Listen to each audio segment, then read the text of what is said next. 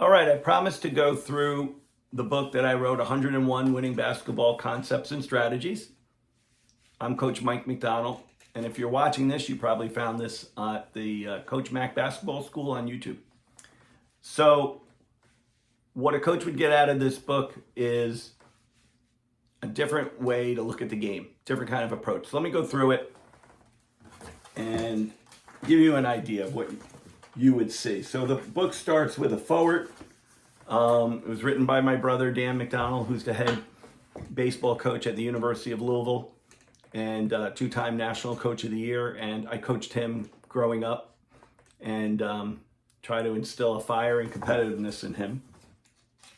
I apologize to any players who thought I put too much into him.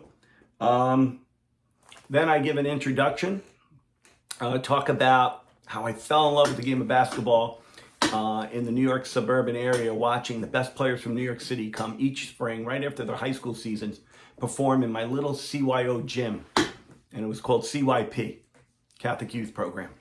And I'm sitting on this stage, and below me is Butch Lee, who won a national championship at Marquette in the late 70s.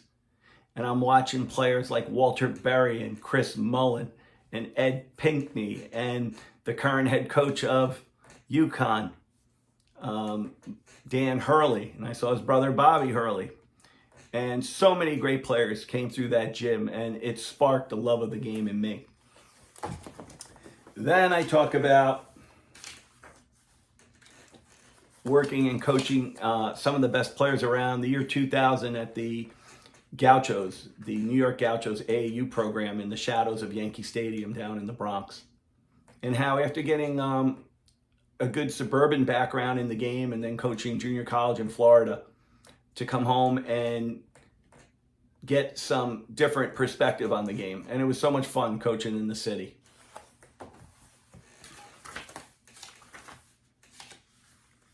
Then I do a short reflections as to how I love the game, and then the mission of the book. I do a mission statement for the book, and then it goes right into, we got to get through 101 of these things, right? So I talk about create a top 10 as a coach. What are 10 of the most important things for me that I emphasize with the kids as I try to create a common basketball language for them? And as a coach, it takes repetition and stick-to-itiveness, where if you're going to get a kid to do something, they probably have to hear it 500 times in their basketball career, as opposed to if you say something 2 or 3 times, it's not going to stick with kids, okay? So my first one was catch and sight rim. And we say that to our players in the program all the time, that every time they catch the ball, sight rim. Now, another coach might say, oh, that's triple threat position. Come on, coach, everybody knows triple threat position. Now, I'm talking about catch and sighting rim from wherever you are in the court. Even if it just got inbounded and you're being full court pressed, we see everything through the rim. And we really get on our kids about that. So that's something they'll hear over and over again. Never dribble a loose ball. That was the second thing. And I go into explaining it a little bit. Pitch ahead, or as I like to say, hit the first open man rule. If we're going to run a fast break, let's run an air break, and the ball moves faster through the air, and I go into that. Hot coals, burning hot coals. I talk about transition and imagining hot coals from foul line to foul line, and I go in depth on that. That was the fourth. Shot selection was the fifth. Winning the war of the boards was 6. 7, busting pipes by relentless defensive pressure, creating turnovers. Number 8 was about casual leads to casualty. Don't be casual with the basketball. Honor the ball. Respect the basketball. Make good decisions. Number 9, keeping the ball in private property, not public. Do not show the ball to the defense. Number 10, prevent live ball turnovers.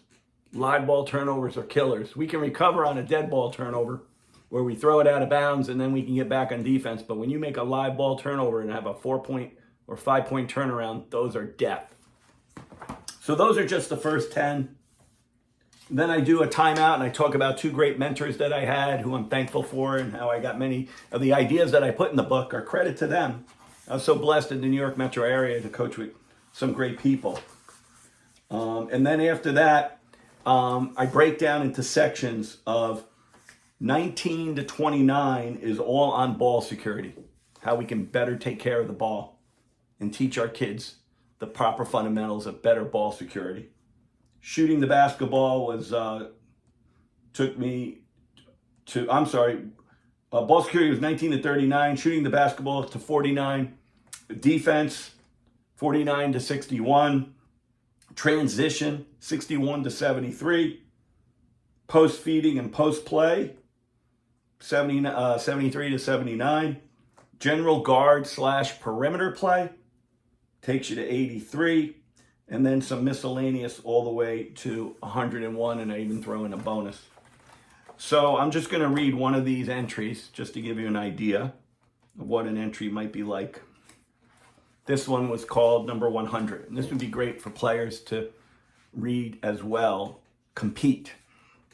It's all about, as coaches, we love kids who compete. That's the first and foremost thing. Are you as a player going to compete? Are we playing or are we competing? A message to all players. Coaches most desire players who compete. They want players who hate to lose and whose focus is the team and its success. Play to win. It's not about the statistics. It is about enjoying the experience of competing to win. Team chemistry is so important to winning. Have the mentality that as a player, if I'm not part of the solution, I am part of the problem. I am by 7 years the older brother to one of the most recognizable faces in college coaching. Dan McDonnell, head baseball coach at the University of Louisville. I remember him as a 10-year-old, shaking like a wind chime, caught in a storm, facing a pitch in the bottom of the last inning with a midget baseball championship on the line. This was no ordinary championship game. The opposing team was coached by the New York Jets starting safety at the time, Schaefer Suggs. This brought a lot of attention to our town's midget baseball league that year. Dan, of course, did not want to lose or let his coach, me, or anyone else down. He squeezed out a hit to win the championship, and yes, Big Brother recorded every at-bat. He batted .666 that year. No wonder he was shaking just a bit. Yes, sports are supposed to be fun, and Dan would soon learn to channel high-pressure moments into joyous ones. I remember Dan suffering from pain in his tricep area in high school, and how this was going to possibly deter him from a junior varsity start as quarterback. So we both snuck into the Marriott Hotel in Tarrytown, New York to use their hot tub to alleviate his pain. We had to improvise as best we could. He returned home convinced he was ready for the next day's game, and at 10 o'clock on that Saturday morning, he was receiving practice snaps from the center and dropping most of them before my father saw enough, and off to the hospital they went. We soon learned he had had a broken arm all along, and that was the reason he was unable to receive the center quarterback exchange. How much do you love to compete?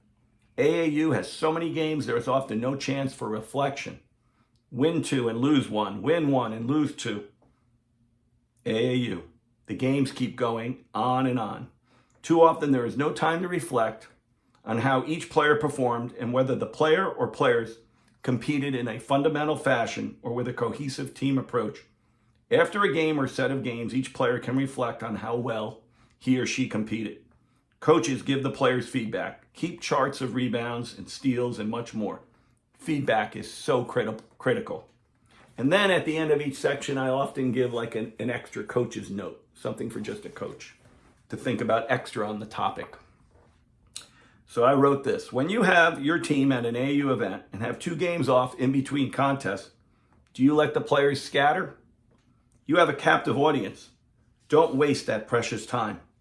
And I'm going to stop here for a second. Let me tell you, getting a captive audience, and we know kids have so many distractions, you don't get them that often. So when you get them and you have them together, whether it be a team camp or an AAU event, make great use of it. Tell players you have 30 minutes to report back and then review the previous game and set the course for the next game.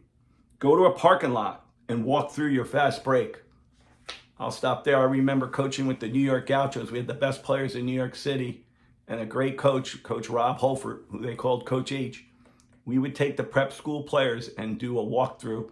We did it in dance room balls, meeting halls in hotels, outside in parking lots, and just put in a couple garbage cans. But we were always coaching and teaching and not just resting. When you go to these AAU events, how much Panera can you have? How many times are you going to go to Starbucks? Use that time wisely. Get stuff done, young coaches. Back to the book here. So set a goal.